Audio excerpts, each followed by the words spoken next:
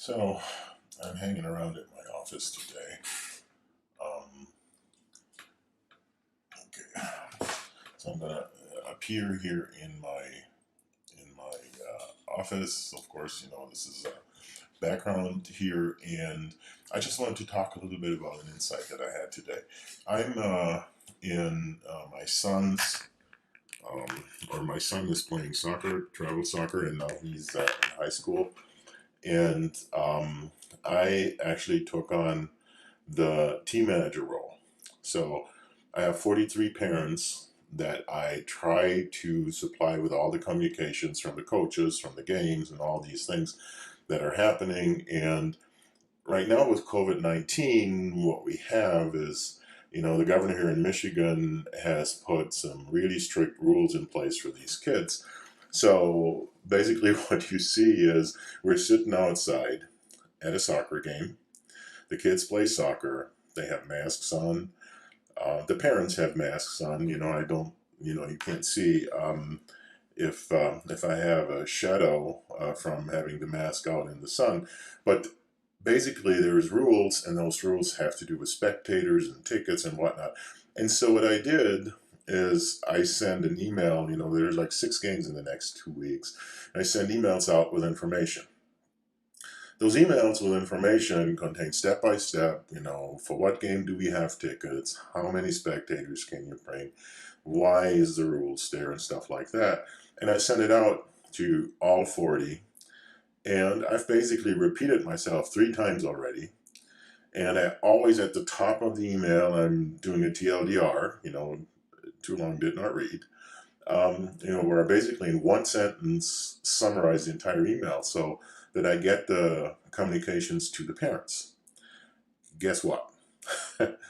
I still get questions about things that I have answered at least 3 times, that I have told them 3 times.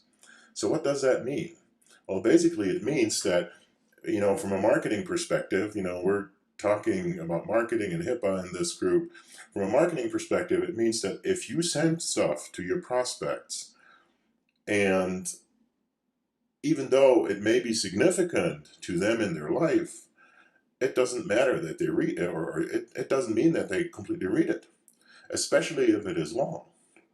So what you need to realize is that often you can do whatever you want.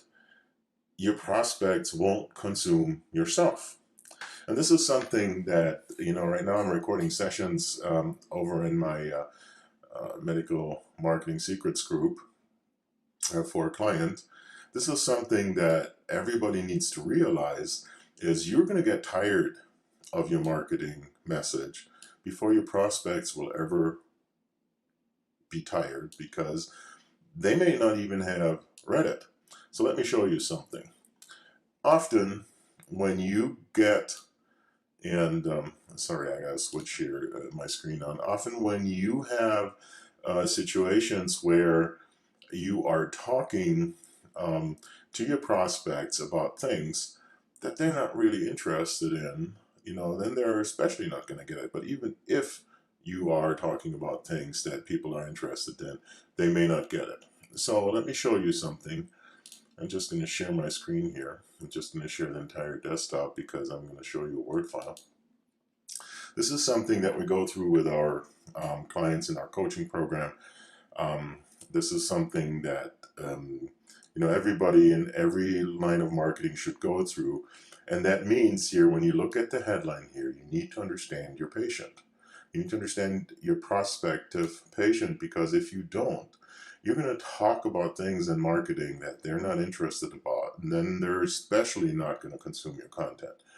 So when you look at this here, and when you look at the category on this side here, I'm just going to make this a little bit smaller. How can I do this?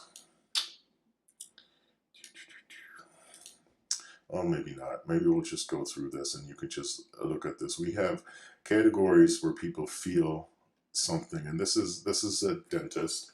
So these are dental patients. What are dental patients' concerns when they spend thousands of dollars? They want to look good. So what's your pain?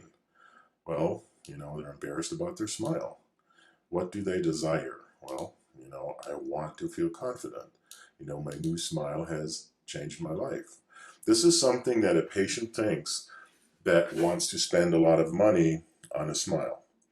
Or from the looking good perspective, they look at pictures and they see everybody else smiling. They never smile in photos. And what their desire is that they cannot stop smiling. When I look at myself here, you see this? I got white teeth. They're not anymore where I exactly want them to be, but I had a $50,000 makeover in my mouth in 2008. And if I look at pictures now versus 2008 or before 2008, I never smiled. Of course, I'm German and I'm grumpy, and I don't smile often anyway. But you can now see my teeth in pictures, and so when oh, you probably didn't even see that. I just put my Zoom picture in the screen and I smiled. But anyhow, I'm going to go unshare the screen and turn the camera on so you can see that. But, so what we do here is we're going through different things here, and I'm not going to show you all of it, but we're going through different things and we're going to design ads based on this, on these patient desires. And what that results in being is, that you can actually see here, there's 137 ads that we designed, and all those ads are ads that follow the patients around.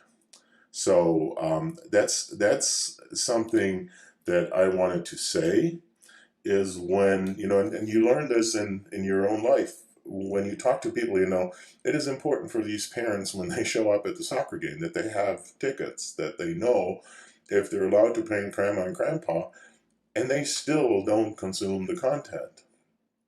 And when you have prospects, when you look at commercial things, don't expect that to happen. That's why you need to have a message that focuses on a tiny aspect of people's desires, of people's pains, and basically talks about it all the time. And then, of course, there's 5 or 6 or 4 or 5 or 4 or 5 issues that you want to talk about. And once you talk about these issues, your patients are going to start following you.